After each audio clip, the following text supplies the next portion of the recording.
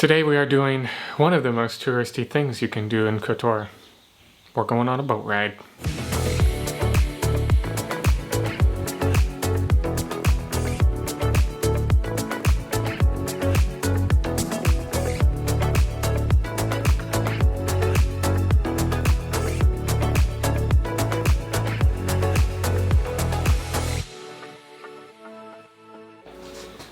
I took my Dramamine. Ready? Yeah, do you have our stuff? Oh, water, Good. keys, money. And once again, our little friend has arrived. Yes, sweetie. We can get no peace from cream puff. Or s'more. I think he looks like s'more. Really? I think he looks like Butterfingers. Butterfingers is good. I like Butterfingers. Alright, don't touch me.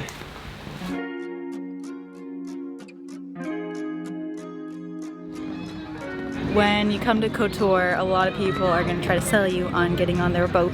They're like everywhere. There's this one lady who just sits by the boardwalk and like every time someone walks by, motorboat today? We've walked by so many times that every time we're like, no thank you, and she realizes that she's asked us before because she's like, I'm sorry. We found this boat because it just happened to be the first guy that talked to us about boats, and we were like, Very good salesman. why not? Yes, Alex, good salesman. We'll go by Paradise, which we were at yesterday, the little town on the coast, and I think we'll stop at the Lady of the Rock Island. We'll show you that, and I think it goes maybe to this military Submarine pens. No, they have submarine tours, but they don't look as cool as that We're sounds. going to submarine pens. It's like a dock for submarines. Actually, Yes. we're going to this. It's I inside think a we're mountain. going to this like military base or something. Like a deactivated one. No, we're gonna go join the Because military in we're in Montenegro. Kotor, you can just go in there. There's no rules. And then I think they might take us to a blue cave. Something like that. Something. I really don't know as much about this one, and we kind of let the guy do all The planning selling. for us, so it'll be a little more of a See if surprise. it's any good, and if it's good, we'll recommend it. If it's not good, we won't And recommend we'll find you a it. different one to take. Yeah.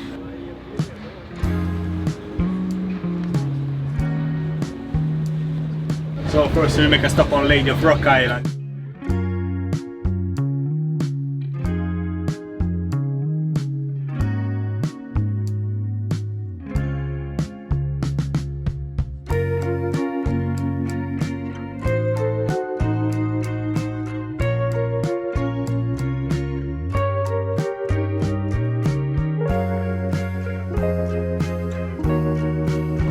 We're at our first stop.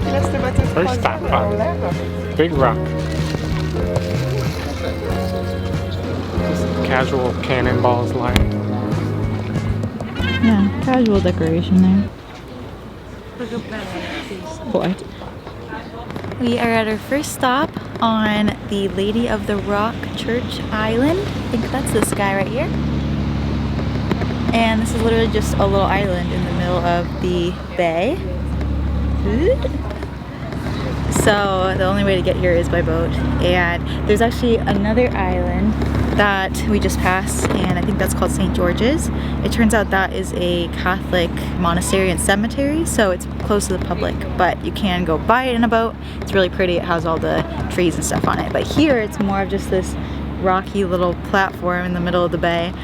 Legend has it that it started by people just coming out and putting rocks, like throwing rocks down into the bay, and then eventually it became an island, and now I guess people from Paradise, the close town over there, still come and like throw their rocks down along the water edge to keep making it a bigger island. The Roman Catholic Church of Our Lady of the Rocks takes up most of the island. It features a painting of Mother Mary and baby Jesus, supposedly dating back to 1452, silver votive tablets on the walls, and also a museum with tons of medieval artifacts from the Bay of Kotor.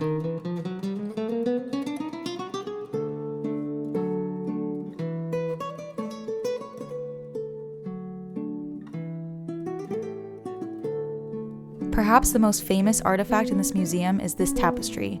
It was woven by a woman who spent 25 years waiting for her husband to return from a long journey. She eventually went blind, but still finished the tapestry. She used gold and silver fibers, but the craziest part is that she even embroidered her own hair into it. Our next stop was the hidden submarine tunnels used during the Cold War. These tunnels were built by the Yugoslav military as a way to hide submarine and war vessels from satellites and spy planes. They covered the awnings with fake rocks to look like part of the mountain when seen from above.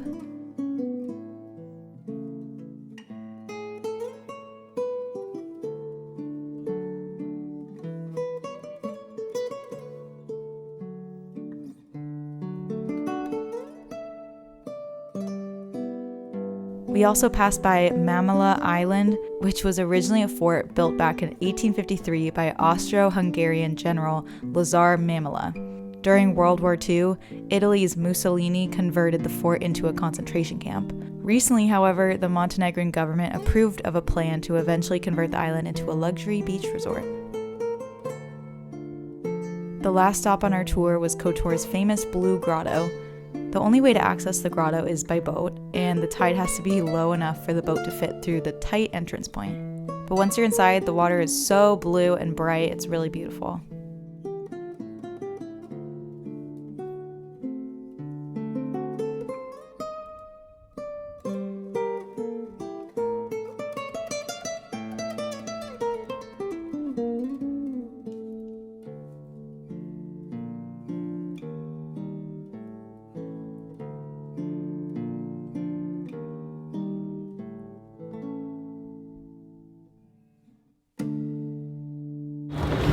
Thank you.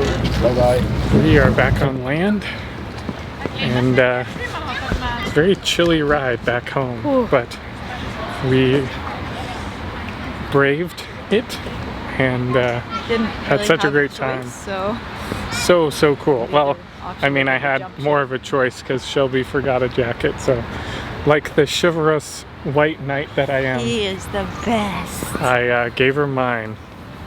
That's the last time I ever do that. Oh, well, you're not the best anymore. My cheeks are still thawing. Yeah, I know. The boat ride was awesome. You definitely need to do that if you're gonna be here. It was good. Such a cool time. Met some cool people. Yeah. Yeah, good times, good times. And so concludes our time in Montenegro.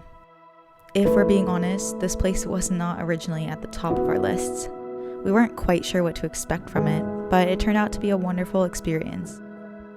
The breathtaking scenery, friendly people, fascinating history, and laid-back culture helped us feel more at home during these few weeks.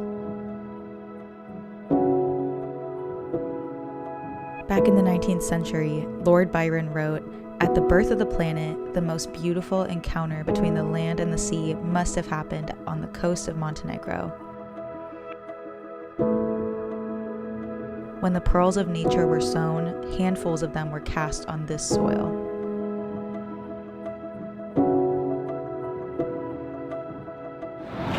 Oh, it's just so good to have you guys here. Join us next week for another adventure. We're starting our tour through Eastern Europe in the city of Prague, and we're bringing along a couple friends. We'll introduce you to Matt's oldest brother, Andrew, and his wife, Maddie, and also show you all the best things to do in this amazing city. Make sure you subscribe so you don't miss out.